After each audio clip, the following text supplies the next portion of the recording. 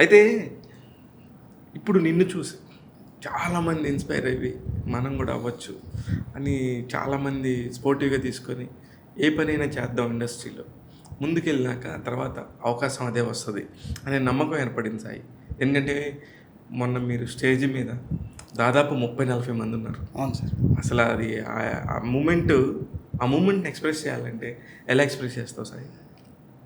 నేను బేసిక్గా ఆ రోజు అంతా బ్లాంక్ సార్. ఆ రోజు నిజంగానే అన్న అడిగాడు ఏమైంది అని, నాకేం అర్థం కాలేదు. అంటే చాలా ఈవెంట్స్కి అన్నతో పాటే వెళ్ళేవాడిని సార్. అన్నీ ఆయన ట్రైలర్ లాంచ్లు, ఆడియో ప్రీ రిలీజ్లు అన్నీ వెళ్ళి కూర్చునేవాడిని.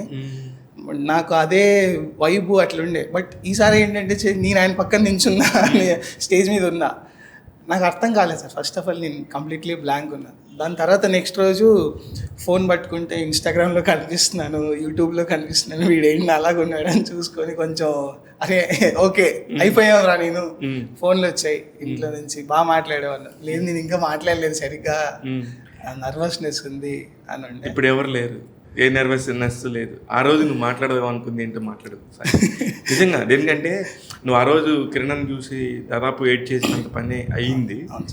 అక్కడ ఇంకా ఆపి ఎమోషనల్ అయ్యాను, నా వల్ల కాదు, ఇంక నేనేం మాట్లాడాలో తెలియదలేదు. దాన్ని నిజంగా కంటిన్యూ మాట్లాడితే ఏం మాట్లాడేవాడివి నాకు ఒక క్యూరియాసిటీ పాయింట్ ఉండే, నేను అక్కడే ఉన్నాను కాబట్టి. అంటే ఏం లేదు సార్, అంటే ఆయన ఒకటే బిలీవ్ చేస్తారు సార్, కష్టపడితే ఏదైనా అయిద్ది, నువ్వు కష్టపడాలి అంతే, నువ్వు 100% నీ ఎఫర్ట్స్ పెడితే. అదే నేను అన్నట్టు డెస్టినీ, ఇప్పుడు ఏదో ఒకటి మనం అనుకొని మనం దాని పట్ల మనం వర్క్ చేసుకుంటూ వెళ్ళిపోతే ఆటోమేటిక్గా అన్నీ అలైన్ అవుతాయి సార్ లైన్గా. అది మనం చూసాం.